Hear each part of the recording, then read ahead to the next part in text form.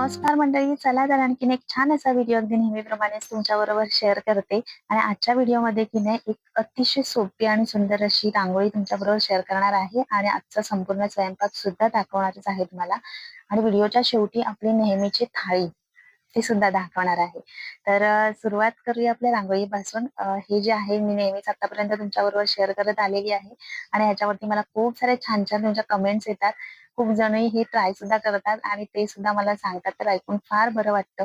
आणि हे जे आहे की नाही सकाळीच अशा गोष्टींनी सुरुवात केली म्हणजे मुलं स्कूलला गेल्यानंतर की नाही सगळं आवरून वगैरे घेतलं, देवपूजा झाली का मग निवांतपणे मी रांगोळी, उंबरठ्याचं पूजन वगैरे करून घेते.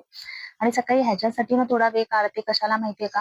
की हे केलं ना का पूर्ण दिवस खूप सुंदर जातो आणि खूप प्रसन्न वाटतं. दरवाजामध्ये रांगोळी पाहिली किंवा उंबरठ्याचं असं सुंदर पूजन झालेलं असेल की नाही का मग आपल्यालाच खूप प्रसन्न वाटतं आणि पूर्ण दिवस खूप मस्त एनर्जी राहते आपली आणि खूप पॉझिटिव्हिटी पण राहते. आणि दिसायलाही खूप छान वाटतं ते. त्याच्यामुळे माझं जास्तीत जास्त मला हे करता येईल असं मी बघते. म्हणजे काही काही वेळेस काय होतं, की आपल्याला सकाळीच कुठेतरी बाहेर पण जायचं असतं. मग त्यावेळेस वेळ नाही होत. म्हणजे मला पण असं होतं, की कधी-कधी फार पहाटे वगैरे जायचं असेल ना, तर वेळ नाही मिळत. मग काय करते माहिती आहे, अगदी साग्र संगीत जशी आपण नेहमी करतो तशी पूजा तर नाही करत, पण फक्त स्वस्तिक आणि हळदी-कुंकू वगैरे वाहून दिवाबत्ती करून तरी मी बाहेर पडते. म्हणजे कसं खूप मनाला समाधान वाटतं, की आपण उंबरठ्याचं पूजन त्या घाईमध्ये सुद्धा करतो की नाही. तर दरवाजा असा मोकळा नाही उंबरठा. तर त्याच्यामुळे मी तेवढं तरी करून जाते आणि माझी ना एक अतिशय सोपी अशी रांगोळी जी आहे, मी आत्तापर्यंत तुमच्याबरोबर बऱ्याचदा शेअर केलेली आहे. तर ती रांगोळी मी अगदीच नाही वेळ मिळाला तर ती चालता-चालता पण आपण काढू शकतो एवढी सोपी रांगोळी आहे. तर ती तरी एक छोटीशी रांगोळी दरवाजामध्ये काढतेच काढते. तर आजची रांगोळी तुम्ही पाहिली असेल अतिशय सोपी अशी आहे आणि नक्की एकदा ही रांगोळी ट्राय करून पहा. तर चला आजचा स्वयंपाक काय-काय आहे ते बघूया. पहिल्यांदा की नाही तुम्हाला मी दाखवते मी तयारी कशी करून घेते ती. अ, मुलांचा टिफिन, नाश्ता वगैरे सगळं झाल्यानंतर की नाही तेवढा पण जे आपण पदार्थ बनवतो त्यांची ही भांडी वगैरे सगळं असतात आणि ओट्यावरती थोडाफार पसारा हा होतोच. तर त्याच्यामुळे तो सगळं आवरून वगैरे घेते आणि नंतर मग अशी तयारी करून घेते. तर सगळं आजच्या भाज्या वगैरे ज्या आहेत की नाही त्या काढून घेतलेल्या आहेत. म्हणजे कसं होतं, की आपण जेव्हा स्वयंपाक करायला घेतो की नाही त्यावेळेस आपल्याला गोंधळायला होत नाही. कारण की एखाद दुसरा पदार्थ असेल ना तर आपण पटकन तो करून मोकळे होतो. पण ज्यावेळेस आपल्याला पूर्ण थाळी बनवायची असते की नाही त्याच्यात एक सोडून 2-3 प्रकारच्या भाज्या असतात आणि मग त्यावेळेस गोंधळ होऊन जातो. त्याच्यामुळे आणि तुम्हाला एक गंमत सांगू का? म्हणजे मला माहित नाही माझ्याच बरोबर असं होतं का सगळ्या जणींबरोबरच असं होत असेल ते. पण माझं ना मी आदल्या दिवशी रात्री जर ठरवलेलं नसेल ना, की टिफिनमध्ये मला काय द्यायचं आहे किंवा उद्याच्या जेवणामध्ये काय बनवायचं आहे, तर ना दुसऱ्या दिवशी सकाळी माझा फार गोंधळ होऊन जातो आणि टिफिनचं जर सांगायचं ना रात्री ठरवलेलं नसेल, तर सकाळी उठून मी विचार करत बसते, की आज काय बनवायचं म्हणून टिफिनला आणि त्याच्यात की नाही आणखीन 10 पदार्थ असे आठवतात, की आता पुन्हा त्याच्यामध्ये सुद्धा गोंधळ होऊन जातं, की ह्याच्यातलं आता काय बनवायचं? असं होतं. तर त्याच्यामुळे मी काय करते, की रात्रीच सगळं जे आहे की नाही ते ठरवून ठेवलेलं असतं आणि जेवणाचं पण सेम असतं माझं. कारण जेवणामध्ये मेनू काय-काय बनवायचा हे आठवता-आठवता इतके सारे पदार्थ आठवतात, की आता ह्याच्यामध्ये सुद्धा जमनी होऊन जाते, की काय बनवायचं, काय नाही ते. त्याच्यामुळे ठरवलेलं असेल ना, की मग दुसऱ्या दिवशी खूप सोपं पडतं. म्हणजे सगळं आपल्याला अगदी हातासरशी घेऊनच ठेवावं आणि नंतर मग स्वयंपाकाला सुरुवात केली, का पटापट ती सगळी कामं झटपट होऊन जातात. तर म्हणून जसं मी तुम्हाला दाखवलं तसं सगळं अरेंज पहिल्यांदा करून घेते आणि मग त्याचा फायदा होतो मला, की माझा वेळ वाचतो. नाहीतर मग गडबडीमध्ये की नाही एखादा पदार्थ मिळाला पण नाही म्हणजे हाताकडेच असतो आपल्या आणि तो आपल्याला दिसत नाही असंही होतं आणि मग आपली चिडचिड होऊन जाते. त्याच्यापेक्षा सुरुवातीला काय-काय बनवायचं आहे ते सगळं असं घेऊन बसलं का मग फक्त त्याच्यातलंच उचलायचं आहे आणि मग ही पूर्वतयारी जर असेल की नाही म्हणजे भाज्या वगैरे आपण चिरून घेतल्या किंवा सगळं डाळी वगैरे निवडून घेतल्या आणि कांदा, टोमॅटो वगैरे सगळं चिरून घेतलं का मग अर्धं काम आपलं स्वयंपाकातलं झालेलंच असतं. तर त्याच्यामुळे अ, जेवणामध्ये फक्त मग आपल्याला फोडण्याच करायच्या असतात, शिजवायचं असतं. त्याच्यामुळे फारसा वेळ सुद्धा लागत नाही स्वयंपाकाला. तर इकडे की नाही भात आणि वरण जे आहे ते बनवून घेतलंय पहिल्यांदा आणि आजच्या स्वयंपाकामध्ये की नाही एक अतिशय सुंदर आणि ना सोप्या पद्धतीने मी एक गोड पदार्थ ट्राय केला होता. तो सुद्धा तुमच्याबरोबर डिटेलमध्ये शेअर करते आणि तो पदार्थ मला अतिशय आवडला, खूप सुंदर झाला होता. मी पहिल्यांदाच बनवलेली, खाल्लेलं बऱ्याच वेळा म्हणजे तुम्हाला सांगतेच मी, तांदळाची खीर बनवली होती आणि बऱ्याचदा मी खाल्लेली होती, पण बनवली नव्हती कधी म्हणजे ट्राय केली नव्हती. पण आज ट्राय केली आणि खूप छान जमली मला ती. तर सोप्या पद्धतीने केली होती. तर मी तुमच्याबरोबर ती शेअर करते पुढे. करायला लागलं की नाही का एक आपल्याला जमायला लागतं असं म्हणतात ते खरं आहे. कारण एवढे जे पदार्थ मी आतापर्यंत तुमच्याबरोबर शेअर केलेत, मला कधीच वाटलं नव्हतं की मी सुद्धा हे सगळं मी बनवू शकेल म्हणून. पण हळू-हळू एक-एक जमायला लागलेलं आहे. तर भाजीमध्ये की वालाची भाजी आहे.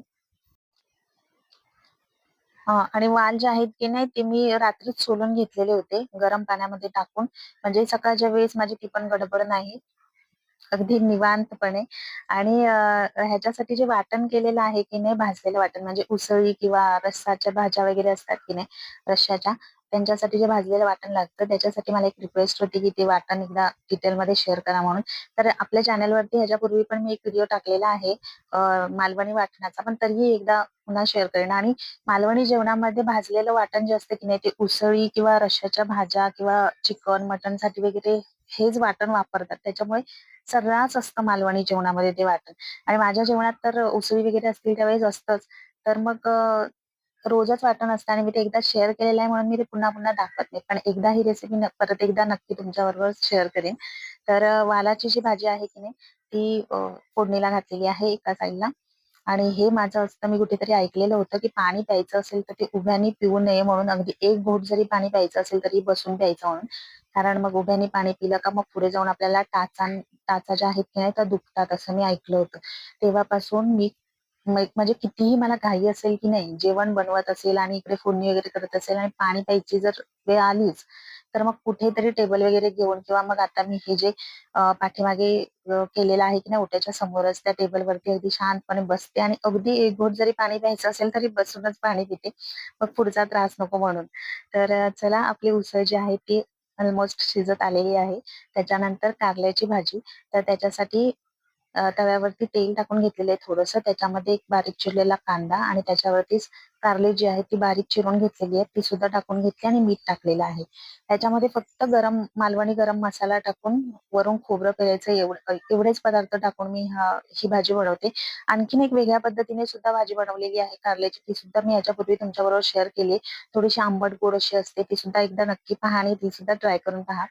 तर त्याच्यानंतर की नाही आता जी मी दाखवली ती सुरणाची कापं आहेत आणि ह्याला ना थोडीशी खाज वगैरे येईल म्हणून त्याच्यामध्ये की नाही ते आधी चिरताना हाताला आगळ लावून घ्यावा लागतो आणि त्याच्यानंतर मग इथे पातेल्यामध्ये पाणी गरम करून घेतलंय आणि त्याच्यामध्ये चवीप्रमाणे मीठ टाकलेलं आहे आणि त्याच्यामध्ये सुद्धा मी कोकम टाकते. म्हणजे खाज येणार नाही आणि खूप छान शिजतील सुद्धा. तर हे आहेत तांदूळ जे मी खिचडीसाठी काढलेले आहेत. अर्धा वाटी तांदूळ आहेत आणि स्वच्छ धुवून घेतलेले आहेत. तर सोपी पद्धत म्हणजे काय माहितीये का? आपण तुपामध्ये तांदूळ परततो आणि मग ते शिजत ठेवतो की नाही, तर मी डायरेक्ट कुकरला लावले होते ते. म्हणजे अर्धा वाटी तांदूळ होते, जे स्वच्छ धुवून घेतले आणि तुपावरती छान परतवून घेतले. म्हणजे थोडंसं असं बदामी रंग होईपर्यंत परतवून घेतले आणि अर्ध्या वाटी तांदळाला मी 5 ते 6 वाट्या पाणी टाकलंय आणि 4 शिट्ट्या काढून की नाही कुकरमध्ये शिजवून घेतलेले आहेत तांदूळ. अतिशय सुंदर पद्धतीने म्हणजे एकदम सॉफ्ट होतात ते. पूर्ण असं खीर पण त्यांची होत नाही आणि अगदी कडक सुद्धा राहत नाहीत. तर नरम व्यवस्थित असे शिजून येतात तांदूळ. आणि त्याच्यानंतर मग त्याची तयारी ड्रायफ्रूट वगैरे कट करून घेतलेले आहेत आणि हे जे आहे की नाही मिश्रण ते मी कापांसाठी बनवलंय. तर बारीक रवा घेतलाय, त्याच्यामध्ये मालवणी मसाला आणि थोडंसं रव्याला लागेल एवढं मीठ घेतलंय. तर कापं आहेत की नाही ती उकडून घेतलेत आपले शिजवून घेतले त्यावेळेस मी मीठ टाकलं होतं. त्याच्यामुळे आता वरून त्यांना मीठ वगैरे लावायची काहीच गरज नाही. फक्त रव्यामध्ये घोळवायचे आहेत आणि तव्यावर आपण शॅलो फ्राय करून घ्यायचेत ते. तर जसं मी ह्याची आपली काय ते नीरफणसाची कापं तुमच्याबरोबर शेअर केली होती, बटाट्याची कापं शेअर केली होती की नाही, अगदी तीच पद्धत आहे सेम. फक्त आपण बटाटा किंवा नीरफणस आहे तो पहिल्यांदा शिजवून घेत नाही. हे जे सुरण आहे की नाही ते आपल्याला शिजवून घ्यावं लागतं कारण एकतर त्याला खाज असते आणि दुसरं म्हणजे थोडंसं बटाट्यापेक्षा आणि आपलं हे असतात ना नीरफणस त्याच्यापेक्षा कडक असतात थोडेसे. त्याच्यामुळे आपल्याला ते पहिल्यांदा शिजवून घ्यावं लागतं आणि हे आता शॅलो फ्राय करताना सुद्धा जास्त वेळ लागत नाही ना, कारण ते शिजलेले आहेत ऑलरेडी. फक्त थोडंसं आपण चवीसाठी शॅलो फ्राय करून घ्यायचे, नाहीतर अशीही कापं उकडून खूप छान लागतात. तर सगळे जे आहेत तव्यावरती व्यवस्थित लावून घेते आणि आपला कुकर सुद्धा थंड झालेला आहे आणि तुम्ही बघू शकता खूप सुंदर असे तांदूळ जे आहेत की नाही ते शिजलेले आहेत. पण खीर बनवणार होती की नाही मी, म्हणून मग मी तो अखंड तांदूळ ठेवला नाही. तर ती जी शीतं होती की नाही ती मॅश करून घेतली. म्हणजे अगदी खिरीसारखं छोटी-छोटी कणी कशी असते तांदळाची, तसं त्याचं टेक्स्चर झालं. त्याच्यानंतर एका पॅनमध्ये तूप गरम करून घेतलं आणि ड्रायफ्रूट जे आहेत ते थोडेसे परतवून घेतले तुपावरती. ड्रायफ्रूटमध्ये मी पिस्ता घेतले होते, बदाम आणि चारोळ्या घेतलेल्या. त्याच्यानंतर जो आपण भात शिजवून घेतला होता की नाही आणि ते मॅश करून घेतलं, कणी करून घेतली होती, ते सर्व मिश्रण त्याच्यामध्ये टाकलेलं आहे. त्याच्यामध्येच दूध आणि साईसकट दूध टाकलंय आणि वेलची पूड पण टाकलेली आहे त्याच्यामध्येच. आणि थोडंसं केशर जे आहे की नाही ते रंगासाठी मी टाकलेलं. आणि खूप सुंदर खीर झाली होती आणि खूपच सुंदर दिसत सुद्धा होती. आणि ती कणी झाली होती की नाही त्याच्यामध्ये भाताची, त्याच्यामुळे ते खूप सुंदर टेक्स्चर आलेलं त्याला. त्याच्यानंतर चवीप्रमाणे त्याच्यामध्ये मी साखर घातलेली आहे आणि भात तो आहे शिजलेला आहे, त्याच्यामुळे खूप जास्त शिजवायची काही गरज नाही. फक्त साखर आपल्याला त्याच्यामध्ये वितळून घ्यायची आणि अशा पद्धतीने मस्त अशी आपली तांदळाची खीर तयार झालेली आहे. मी पहिल्यांदाच बनवली, पण खूप सुंदर झाली होती. तर एकदा नक्की या पद्धतीने ट्राय करून बघा. आणि इकडे कापं सुद्धा झालेली आहेत. जवळ-जवळ आपला संपूर्ण स्वयंपाक झालेला आहे आणि सगळ्यात शेवटी भाकरी बनवते.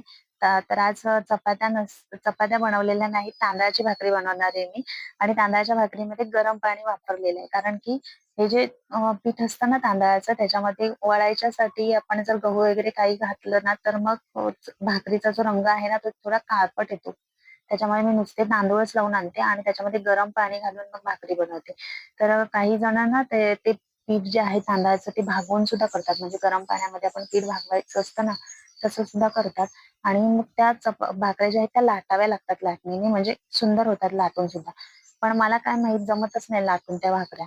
मग त्याच्यामुळे मी गरम पाणी फक्त करून पिठामध्ये टाकते आणि हातानेच थापून घेते भाकऱ्या. थापून मला सोप्या वाटतात लाटण्यापेक्षा. त्याच्यामुळे अशा पद्धतीने करून घेते मी. तसं तर ज्वारीची भाकरी सुद्धा असते आमच्याकडे, पण मुलांना तांदळाची आवडते. मग कधीतरी तांदळाची सुद्धा असते आणि ज्वारीची सुद्धा असते. आणि तांदळाची भाकरी ना गरम पाणी घातलं का खूप सुंदर फुगते सुद्धा.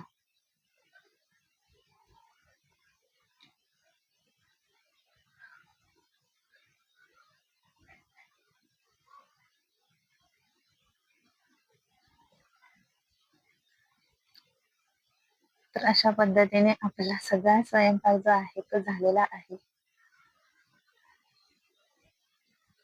आणि भाकरी सुद्धा मस्त टम्म फुगलेली आहे. आणि भाकरी वगैरे फुगली की नाही, पुरणपोळी, भाकरी, चपाती का माझ्या चेहऱ्यावरती आपोआपच काय माहीत कशाला स्माईल येते ती, पण मला खूप छान वाटतं. तर चला आजची थाळी लावूयात आणि आजच्या जेवणामध्ये काय-काय आहे तुम्हाला सांगते. ही आहे तांदळाची खीर, त्याच्यानंतर आहे वरण, मग आहे कारल्याची भाजी, ती आहे वालाची उसळ, ती आहेत सुरणाची कापं, त्याच्यानंतर भात, ही आहे भाकरी आणि हे आहे लोणचं. तर असा सगळा होता आजचा स्वयंपाक. आणि जेवण करण्यापेक्षा थाळी सजवण्यात मला सगळ्यात जास्त आवडतं, सगळ्यात आवडीची गोष्ट आहे ती. तर असं होतं आजचं जेवण. आजची रांगोळी आणि आजचं जेवण कसं वाटलं नक्की कमेंट करून सांगा आणि व्हिडिओ आवडला असेल तर लाईक, शेअर अँड सबस्क्राईब.